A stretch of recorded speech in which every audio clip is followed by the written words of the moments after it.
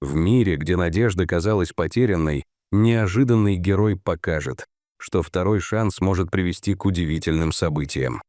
Это история о Рыжике, коте из приюта, который превратился из забытости в олицетворение крошечного чуда. Гром гремел, когда дождь стучал по окнам приюта лапки и усы. Внутри коты нервно мяукали, их глаза широко распахнуты от страха. Эта ночь казалась особенно мрачной. Облака полностью закрыли небосвод, и едва пробивались лучи тусклого света. Учтите, что Людмила, директор приюта, старалась сделать все возможное для своих подопечных. Она заботилась о них как о своих детях, но в этот момент даже ее оптимизм под угрозой. Но в дальнем углу один кот сидел тихо и неподвижно. Это был Рыжик, лохматый оранжевый Табби, чьи когда-то яркие зеленые глаза теперь пусто смотрели на стену, как будто искали понимания в этом глухом пространстве. Рыжик провел в приюте так долго, что наблюдал, как многие коты приходят и уходят, находя свои постоянные дома, в то время как он оставался наедине со своим одиночеством. Он помнил, как его привезли сюда, заброшенным и испуганным, после того, как его бросили в парке. Смысл жизни Рыжика со временем угас, и он перестал надеяться на семью. Каждое утро, когда волонтеры приходили, Рыжик наблюдал, как они вне зависимости от погоды открывали клетку за клеткой, радостно щебеча с новыми пушистыми обитателями приюта. Он видел, как другие коты играли, мяукали и вели себя уверенно, но его тепло и надежда постепенно вымерзали. Он не знал, почему оставался здесь, не знал, когда его конец придет. В эту холодную темную клетку, без возможности на счастье и тепло. Сара, добросердечная волонтер приюта, в этот дождливый вечер подошла к клетке Рыжика с миской свежей еды. «Вот тебе», — тихо сказала она, проводя миску сквозь прутья, но Рыжик даже не сдвинулся с места. Сара вздохнула. Ее сердце разрывалось от тоски по коту, который, казалось, сдался на милость судьбы. «Рыжик», — прошептала она, — «как же мне тебя поднять?» Сара знала, что Рыжик нуждается не только в еде и воде. Он требовал внимания, любви и заботы, которые ему так не хватало. Но в этот вечер просто несчастье, случай изменило жизни не только Рыжика, но и нескольких других. Внезапно дверь приюта распахнулась под напором сильного ветра и дождя. В панике вбежала женщина, держа что-то в своих объятиях. «Пожалуйста, помогите!» — вскрикнула она, ее голос дрожал, как будто обнажая страх и беспокойство. «Я нашла этих котят, оставленных в коробке на обочине дороги. Они такие маленькие и холодные». Глаза Сары расширились при виде 3 крошечных мяукающих котят в руках женщины. Им было всего несколько дней, их глаза были еще не открыты. «О, боже мой!» — воскликнула Сара, быстро забирая котят и завернув их в теплое полотенце. «Вы поступили правильно, что привезли их сюда». Когда Сара смотрела на котят, ее сердце сжалось. Они были сильно истощены и дрожали от холода. Без матери, которая могла бы их кормить и заботиться о них, их шансы выжить были минимальными. Сара грызла ногти в поисках решения. Вдруг она услышала тихое мяуканье позади себя. Обернувшись, она была шокирована, увидев Рыжика, сидящего в своей клетке. Его глаза были прикованы к котятам. Впервые за месяцы в его зеленых глазах зажегся огонек интереса, которого она так долго ждала. «Рыжик», — тихо произнесла Сара, едва веря своим глазам. Она подошла к клетке, все еще держа котят на руках. К ее удивлению, Рыжик встал и подошел к передней части клетки, любопытно принюхиваясь к воздуху. Идея пришла в голову Саре. Это было необычно и рискованно, но это мог быть единственный шанс для котят. «Эй, дружище», — мягко сказала она Рыжику, — «как насчет того, чтобы стать папой?» Осторожно, Сара открыла клетку Рыжика и поместила котят внутрь. Она затаила дыхание, готовая схватить их, если Рыжик покажет любой признак агрессии. Но Рыжик снова удивил ее. Он бережно прижал каждое из котят к себе, а затем свернулся вокруг них, обеспечивая тепло и защиту. Женщина, принесшая котят, смотрела с восторгом. «Я никогда не видела ничего подобного», — прошептала она. «Это нормально?» Сара покачала головой, улыбаясь. «Нет, это совсем не нормально. Это чудо». В течение следующих нескольких недель Рыжик сочетал изумительное превращение. От кота, который сдался жизни, до преданного и любящего отца. Он вылизывал котят, согревал их и даже пытался научить играть, когда они становились сильнее. Сотрудники приюта были поражены превращением Рыжика. Его глаза снова заблестели, он заурчал с дружелюбием. Для всех в приюте это было волшебным моментом, который вдохновлял работать еще усерднее. Однажды, когда погода была ясной и солнечной, семья Джонсонов, Марк, его жена Лиза и их 10-летняя дочь Эмма пришли в приют. Эмма уже месяцами умоляла родителей завести кота, но те колебались. Они не были уверены, готовы ли нести ответственность за питомца. Однако, услышав историю Рыжика и его невероятного акта материнства, они решили взглянуть на него более внимательно. Как только Эмма увидела Рыжика с его котятами, она мгновенно влюбилась. «Папа! Мама! Смотрите!» — воскликнула она, указывая на клетку. «Он как супергерой-кот!» Секунда упущена. И Марк, и Лиза обменялись взглядами, полные удивления и нежности. Они должны были признать, что в Рыжике есть что-то особенное. «Как вам не жалко его?» — сказала Эмма. «Он же так заботится о своих детках, и он уже нашел семью. Неужели мы не можем его усыновить?» — умоляла она, глаза ее блестели от надежды.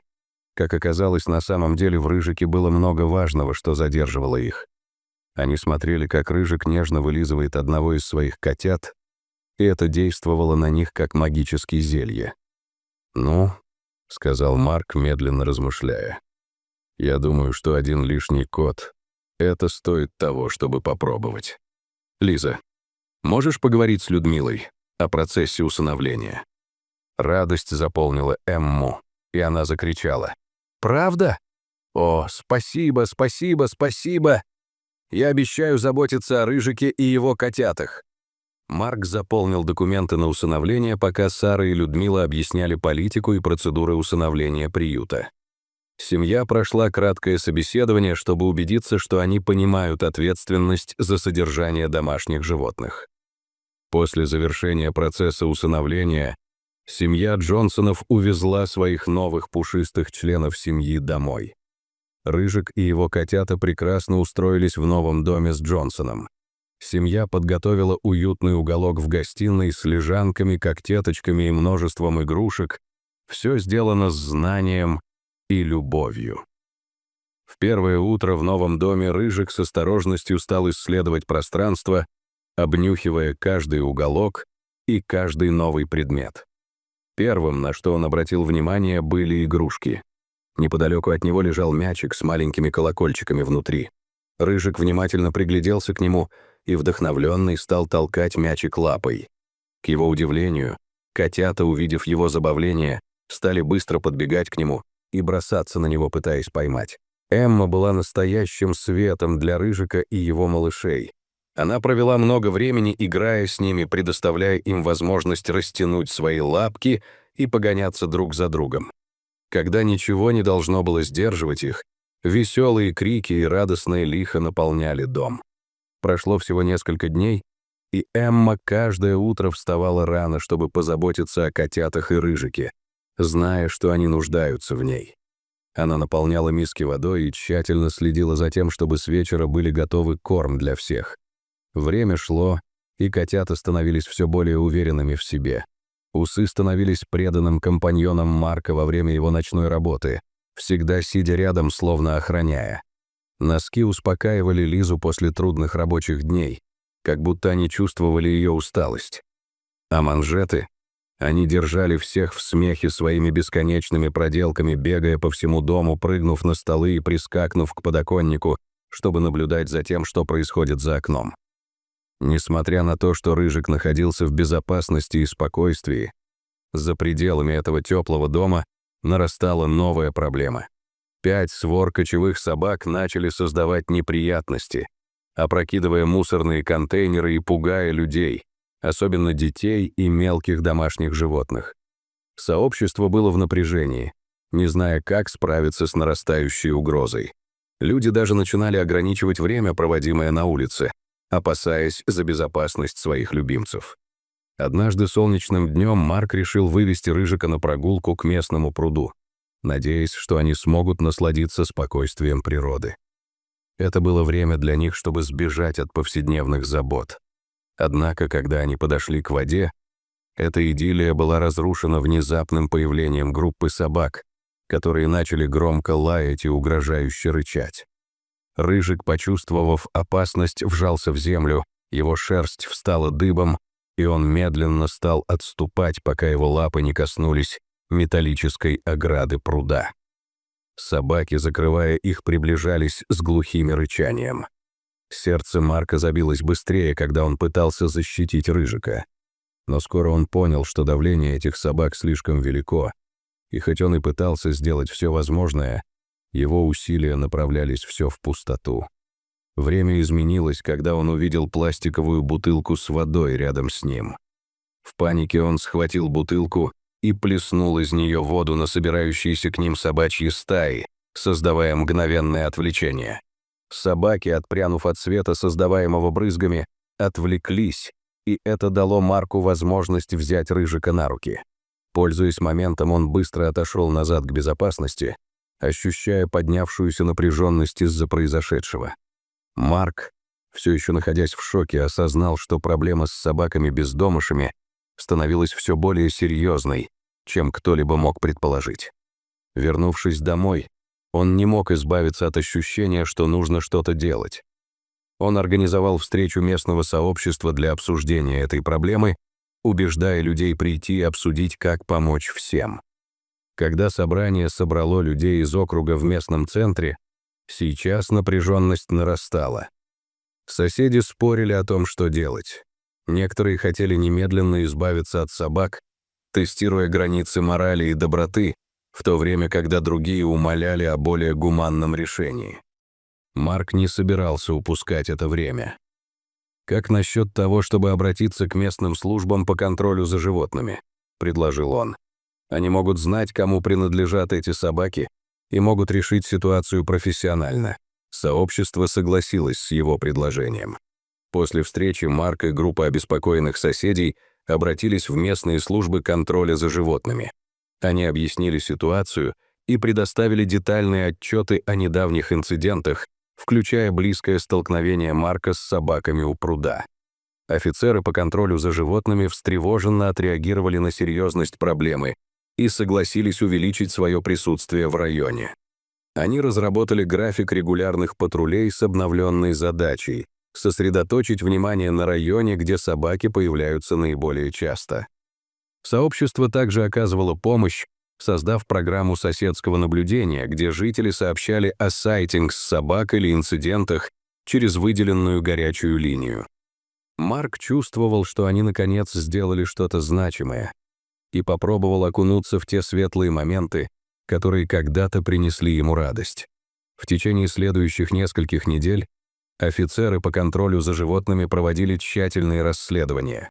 С помощью местных жителей они устанавливали гуманные ловушки в стратегических местах, чтобы поймать и защитить собак. Однако при этом они продолжали следить за всей картиной, понимая, что жизнь животных в опасности, и требовалась их забота. Когда они, наконец, поймали собак, их расследование привело к Фрэнку, местному мужчине с историей жалоб на пренебрежение животными. Люди всегда знали о его практике разведения собак. Когда его допросили, Фрэнк вначале отрицал свое владение, но доказательства со стороны соседей подтверждали противоположное. Оказалось, что он потерял контроль над своими животными. Власти предприняли быстрое и решительное действие. Фрэнка арестовали и предъявили обвинения в множественных случаях жестокого обращения с животными и угрозы общественной безопасности. В этом небольшом лесу боли и стресса государственные службы по контролю за животными также получили доступ к справедливости, что было настолько нужно этим заброшенным созданиям. Собакам сообщили, что они больше не под угрозой, а животных направили в реабилитационный центр, специализирующийся на помощи животным, которые восстанавливаются отсюда нисходящим злом. Это решение принесло облегчение в сообщество, где люди наконец могли вновь расслабиться и чувствовать себя защищенными. Жизнь в округе вернулась в нормальное русло, вдохновляя всех собираться и общаться друг с другом, преодолевая все непонимания. Рыжик и его котята продолжали процветать в своем новом доме. На этом этапе они заметили, как тепло и любовь окружают их, передавая эту нежность человеческим созданиям. 3 котенка, теперь именуемые Усы, Носки и Манжеты, выросли в игривых и ласковых кошек. Они уже не только были пушистыми созданиями, но и настоящими членами семьи. Рыжик, некогда угнетенный кот из приюта, теперь проводил свои дни лежа на солнце, освещающем гостиную. Он с гордостью присматривал за приемными котятами, вылизывая их и обучая их азам жизни. Каждый раз, когда он смотрел на них, его сердце наполнялось счастьем. Он стал частью чего-то большого. С временем, проведенным с Джонсоном, котята становились все более уверенными в себе. Их жизнь была полна радости. Они весело прыгали друг к другу, хватали за руки, и более того, они все радовались, когда играли. Рыжик наблюдал за ними с гордостью и умиротворением. Каждый раз, когда они играли, он не мог не вспомнить свою жизнь в приюте. Как все это было уныло, без возможности играть и радоваться. Все в семье Джонсонов стало как-то иначе. Взменить на своем месте в мире и расслабиться было некогда. И это было здорово. Эмма продолжала вдохновлять Рыжика с коллекцией игрушек, которые она собрала за свою первую любовь к ним. В конце концов, Рыжик стал помещением не только для котят, но и для безопасности всех других жизней, пока все жили в мире. Прошло еще несколько месяцев, и котята выросли в молодых кошек, и Джонсоны начали волноваться, что они могут стать слишком сложными для управления, но каждая кошка стала неотъемлемой частью семьи. Пространство вокруг стало наполняться звуками их забавных диалогов, прерывающихся еле слышимыми звуковыми эффектами среди множества серовато-коричневых кустов. Усы стали верным спутником Марка во время его ночных рабочих сессий. Носки успокаивали Лизу после тяжелых дней в офисе, всегда оставаясь рядом и слегка мурлыкая. А манжеты? Они держали всех в смехе своими бесконечными проказами, ловко потянувшись к вещам, которые оставлялись без надзора. Рыжик, ставший уважаемым пожилым джентльменом, продолжал заботиться о своей семье с любовью и гордостью. Он нашел свою цель в жизни, не только как питомец, но и как отец, друг и вдохновение. Каждая минута, проведенная с ними, снова напоминала ему о радости, о смехе и о том, что такое истинное счастье. В один из дней, сидя у окна, наблюдая за игрой своих котят с Эммой, он начинал задумываться о том, как же важно быть частью семьи. Рыжик не мог не думать о том, что он пережил, о том, какая у него была печальная жизнь до того, как его впустили в этот дом. Дом, полный любви и заботы. Быть здесь и знать, что каждая из этих кошек имеет возможность жить лучше, это тоже его забота. Что вы думаете? Когда-либо усыновляли питомца, который удивил вас своей удивительной личностью? Или, может быть, вы были свидетелем чего-то героического, совершенного животным? Так много историй, которые необходимо рассказать, и каждая из них так важна. Делитесь своими историями в комментариях ниже. Мы с радостью их услышим и воздадим должное этим пушистым существам, которые дарят нам радость, теплоту и надежду.